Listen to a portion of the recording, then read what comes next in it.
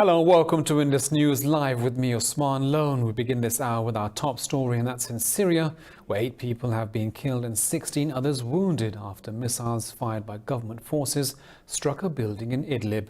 The Syrian Observatory for Human Rights said 4 children were among the dead.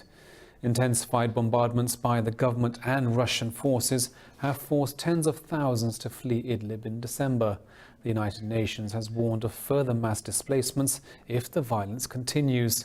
Idlib is the last major stronghold of rebels fighting government forces since 2015. Iran's Supreme Leader Ayatollah Ali Khamenei warns the United States of a befitting response in case of any aggression. He was speaking in Tehran, and Khamenei condemned the US airstrikes on an Iraqi militia and said the group was attacked because it destroyed ISIS. He said the US committed war crimes in Afghanistan and Iraq. Earlier, US President Donald Trump blamed Tehran for backing protesters who stormed the American embassy in Iraq. US troops fired tear gas to disperse protesters gathered outside the embassy in Baghdad for a second day. The US has deployed 750 more troops to Baghdad following the protests.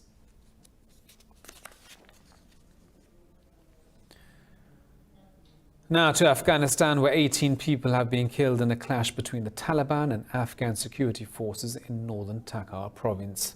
The police say 7 officers and 11 fighters were killed after the Taliban attacked a security checkpoint. 7 others, including 5 insurgents, were wounded. However, the Taliban claimed 16 security personnel were killed in the attack. Taliban spokesperson Zabiullah Mujahid said they've seized a heavy amount of weapons.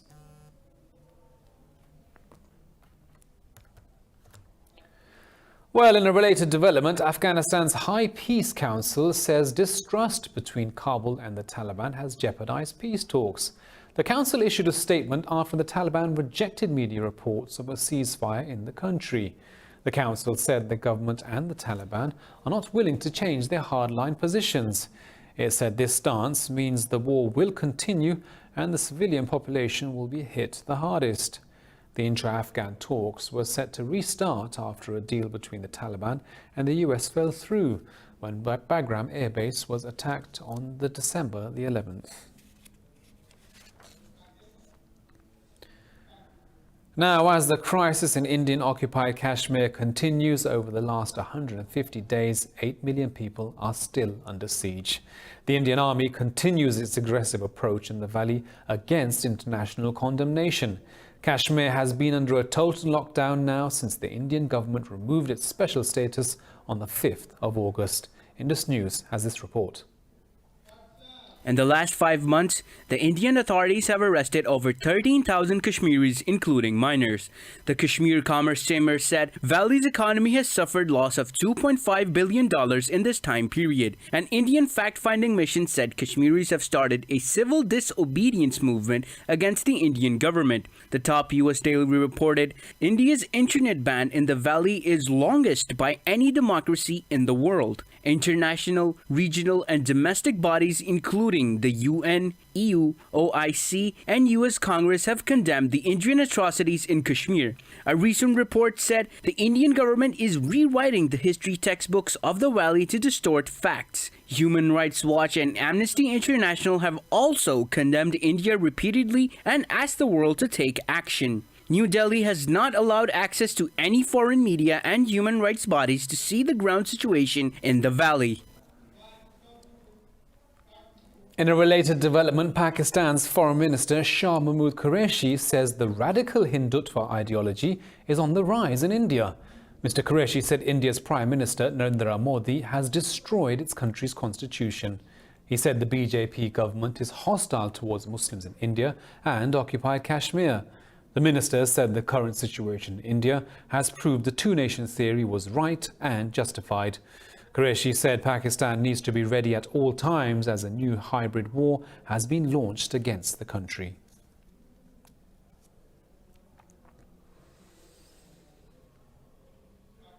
While staying with India, and countrywide protests against the citizenship law continue. 27 people have now been killed across the country by the Indian police since the protests started on December the 12th. Civil societies and rights activists have planned demonstrations in the major cities of New Delhi, Mumbai and Chandigarh. An all-woman sit-in continued at Delhi's Shaheen Bagh as protesters welcomed the new year with the national anthem. Demonstrations will also be held at the India Gate and outside the Constitution Club in the capital today. Yesterday, 100 Indian civil rights bodies announced to launch a new wave of nationwide protests from January 3rd onwards.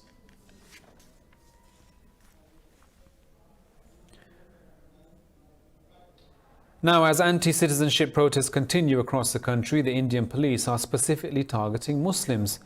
This is what a report claims, and the Indian press shared the stories of Muslims from Bihar who were assaulted by the police for no reason. The report said a Muslim man named simply as Nawaz was arrested after police raided his house.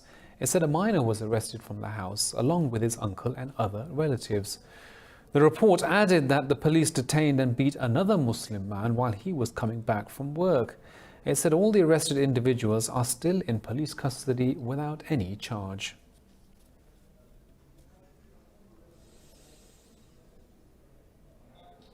Well, Bangladesh has stepped in the issue and shut down its phone services from telecom operators along the border with India until further notice. Officials said the decision was made in the wake of protests against the citizenship law that critics say discriminates against Muslims. A mobile phone company official said the suspension of mobile services would impact about 10 million people living on the border. The move stems from concerns that Indian Muslims might seek to flee the border over to Bangladesh.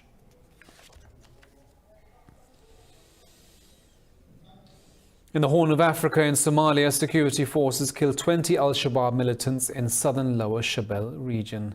Military officials say troops took control of 4 villages during the operation.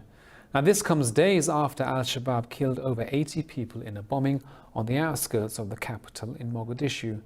The attack was the deadliest in over 2 years in the country's history that's been wrecked by 3 decades of violence and civil war.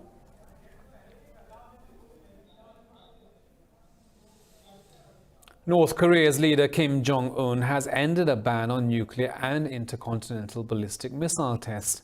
At a party meeting, Kim said his country will continue the nuclear program and introduce a new strategic weapon in the near future. Indus News has this report. Kim accused Washington of making gangster-like demands and maintaining a hostile policy. He said there were no grounds for Pyongyang to be bound by the self-declared moratorium. US President Donald Trump responded, saying he hopes Kim will keep to his denuclearization commitment. He did sign a contract, he did sign an agreement talking about denuclearization, and that was signed, number 1 sentence, denuclearization. That was done in Singapore, and I think he's a man of his word, so we're going to find out, but I think he's a man of his word. Meanwhile, Seoul's Unification Ministry said Pyongyang's stance would be unhelpful for denuclearization talks. North Korea stated that the world will soon witness a new strategic weapon. The South Korean government makes it clear that if the North carries that out, it would not help denuclearization negotiations and efforts to build peace on the Korean peninsula. South Korea and the US have stopped their large-scale joint military drills after Kim accused Washington of maintaining a hostile policy. In Hong Kong, thousands of people have taken to the streets for the city's largest anti-government protests. The mass rally follows violent New Year's Eve protests during which police fired tear gas and deployed a water cannon on the crowd. Demonstrators held placards and chanted slogans against the government. They demanded an independent inquiry into police actions and amnesty for arrested protesters. China's President Xi Jinping expressed concerns for Hong Kong and urged the city to strive for stability. Xi said Beijing will safeguard the prosperity of Hong Kong under the one country, two systems framework.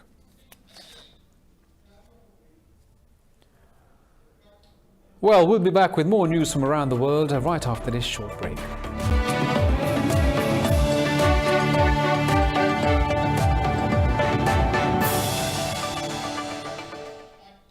Hello again, it's good to have you back. Now, in a meeting in Cairo, the Arab League has called for measures to prevent foreign interference inside Libya. The League passed a resolution in the wake of military agreements between Turkey and Libya's UN-backed government. The member states said they want to prevent the arrival of foreign extremists in Libya.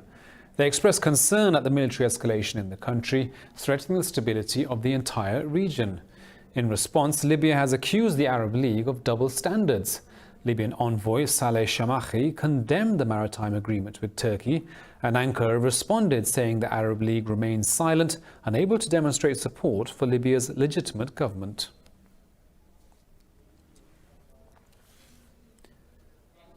In the Central African Republic, the government and United Nations have declared a district in Bangui a weapons-free zone.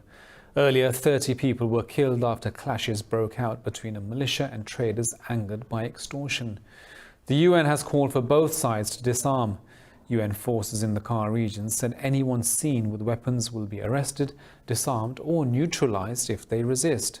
The government will deploy domestic security forces and patrol the area.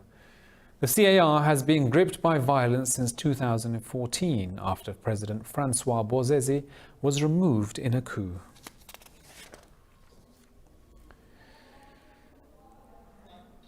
In France, trade unions call for more strikes against the government's pensions reform plan. The continuous strikes have crippled public transport in Paris since the 5th of December. Union leader Philippe Martinez also called for a strike at oil refineries across the country. In his New Year's address, President Emmanuel Macron vowed not to back down on his plan to enact a single points-based pension system.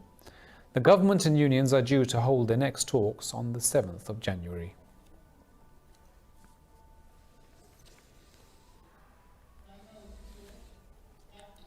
In Venezuela, 10 inmates have been killed after heavy fighting broke out at a jail in the northwestern state of Zulia. A human rights NGO says at least 4 grenades were detonated in clashes before prisoners torched a wing in the jail. The clashes broke out at a jail serving as a holding pen at a regional police headquarters. The Venezuelan authorities made no statement about the death toll from the riots. The governor, Omer Prieto, said he's planning to close the detention center.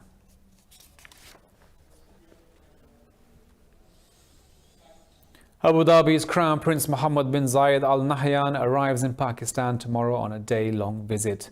In a statement, the UAE embassy in Islamabad said the visit is to bolster ties between the two countries. The embassy said the Crown Prince will meet Prime Minister Imran Khan. It said both leaders will discuss issues related to regional and global interests. Now to Indonesia, where 9 people have died as the capital city Jakarta has been hit by heavy flooding. Torrential rain since New Year's Eve has inundated the metropolis and its outer areas.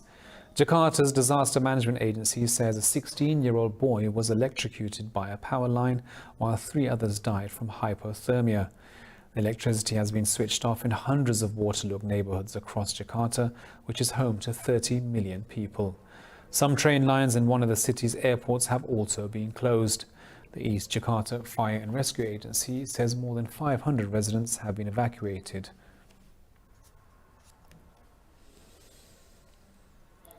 Seven people have died in Australia's ravaging bushfire since Monday, increasing the death toll now to 18. Authorities said over 200 more homes were burned down by the deadly fires. 176 homes were destroyed in New South Wales and 43 were lost in Victoria. New South Wales Fire Service says more than 3,000 homes and facilities have been destroyed during the fires. Police boats dropped over 1.5 tons of drinking water in Malakuta town, where thousands fled to the beach. Conditions have eased slightly as a major road in Victoria was reopened for a couple of hours to allow people to leave.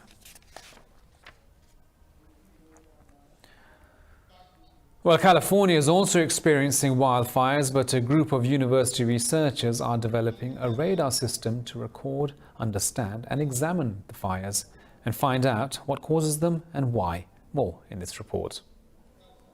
When destructive wildfires broke out in October, hundreds of thousands of Californians were forced to flee their homes, but one team of university researchers ran in the opposite direction toward the flames. The reason was a one-of-a-kind piece of technological kit, a mobile Doppler radar. This is our new mobile Doppler radar, and it's actually able to scan wildfires, clouds, rain, snow, so we can deploy to a wildfire incident and be collecting data within 3 minutes. Academics and students have been working on the new device that can be mounted in a drone. A few kilometers away from a wildfire, the radar caught the fire in some incredibly detailed images. We saw a lot of smoke and ash being rained out because the winds were so heavy. A lot of the fire was just laid down. As the fuels were being ignited, the plume is punching up and things are being lofted. They hope it will provide a better understanding of how embers are carried. That could help limit the spread of fires and ultimately save lives. After years of hard work by NASA scientists, the organization is ready to explore Mars once again. The space agency has unveiled the Mars Rover 2020 at its Jet Propulsion Laboratory in Pasadena in California. With previous rovers showing the red planet has the building blocks for life, the goal of this mission is to find whether life ever existed there. Indus News has this report. With the construction and testing completed at NASA's Clean Room facility, the new Mars rover will be shipped to Florida for its final battery of tests. It will then be fitted into a rocket and fired on its way to the Red Planet. The rover 2020 will search for evidence of ancient life.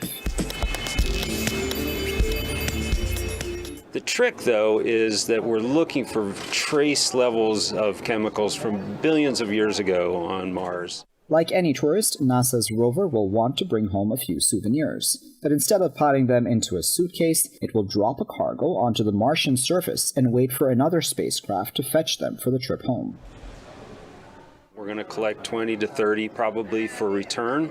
Once we have a sufficient set, we'll put them down on the ground. And another mission, which we hope to launch in 2026, will come, land on the surface, collect those samples, and put them into a rocket, basically. It's called a Mars Ascent Vehicle. The Mars 2020 mission is set to launch in July.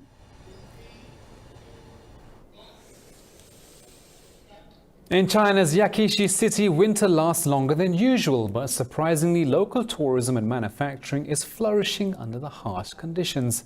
And now over 40,000 people in China have switched their professions to work in tourism-related industries inside the city. More in this report.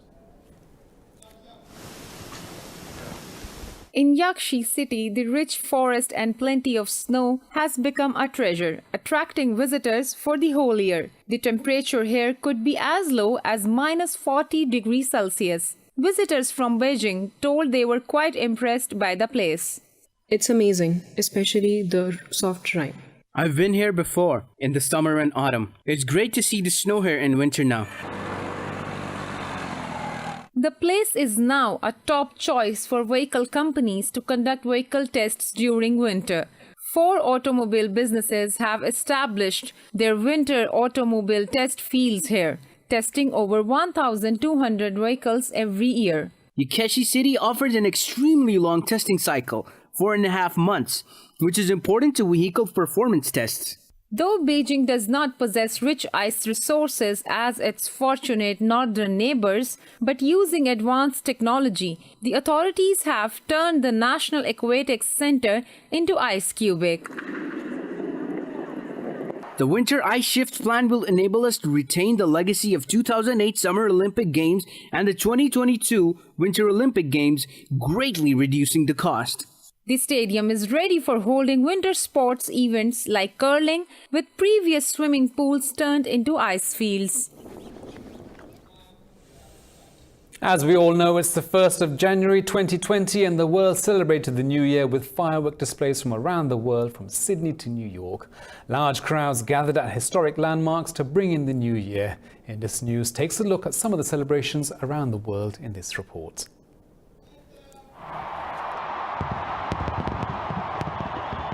Billions around the world cheered in 2020 after a tumultuous year dominated by demonstrations calling for political revolt and action on climate change.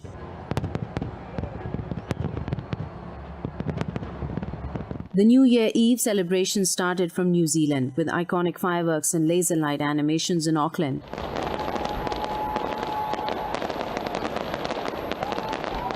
Australia was next to usher in 2020 with fireworks display under criticism from the public. Over 100 wildfires are still burning across the country. Fireworks and lights also danced across Asia.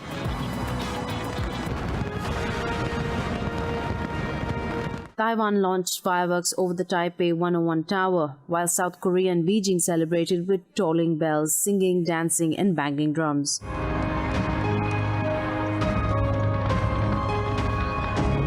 In Dubai, fireworks exploded over the Burj Khalifa Hotel. Meanwhile, hundreds of Lebanese welcomed the arrival of the new year in central Beirut in a festival protest. I am happy today. In previous years, we used to celebrate in order to make ourselves happy. Now we are maybe realizing something. Our presence on the streets is to make change in the coming years and not to stay like in previous years.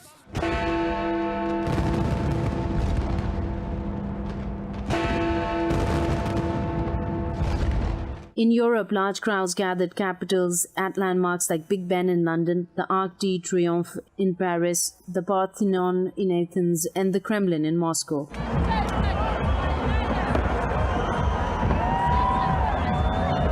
I wish for you to follow your dreams and to discover the world and travel. And quite simply, it's the only thing to do. Live your life, discover the world, meet lots of people.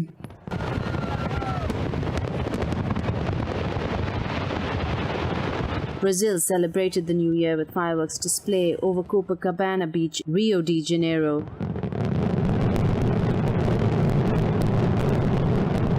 In the United States, New York dropped its traditional crystal-encrusted ball to ring in 2020 in a packed Times Square.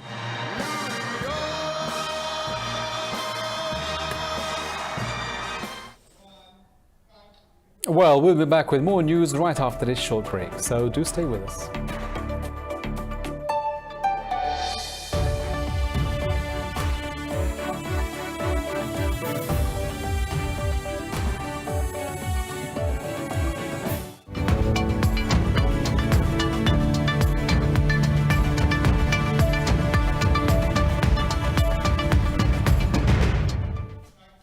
Welcome back. Now in business news, China has released over $100 billion to boost its economy.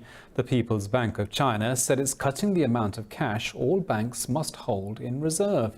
China's central bank said the requirement ratio is being cut by 50 basis points. The measure will come into effect on January the 6th. China has cut the ratio 8 times already since early 2018 to stimulate more lending. The cuts follow the country's slowing economic growth at its weakest in 30 years.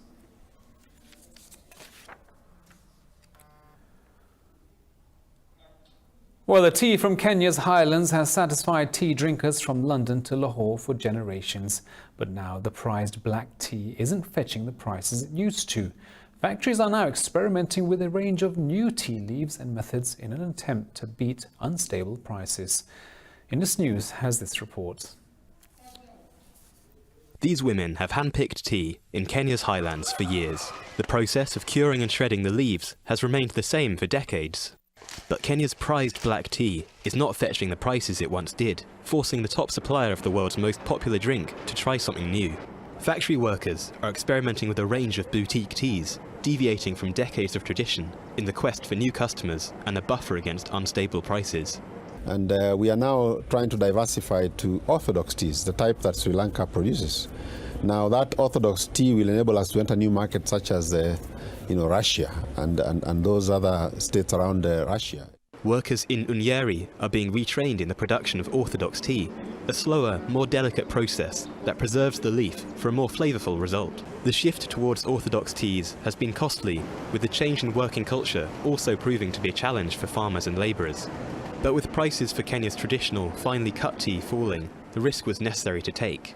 Tea is a commodity, and as you know, with commodities, prices are very erratic and are ever changing. Unlike costs are forever going up. The Kenyan tea industry hopes that the shift will bear fruit in the long run, with custom varieties and infusions of orthodox teas often being sold at higher prices.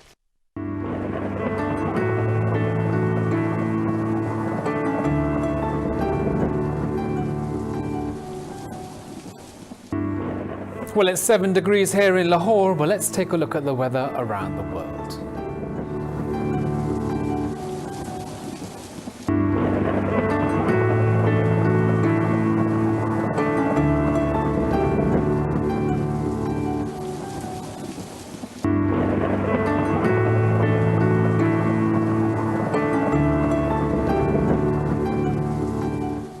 Well, that's all from me and the team here in Lahore, but we'll be back at the top of the hour with the headlines. For the latest updates on all of our stories, you can follow us on social media at Indus.news. Bye-bye.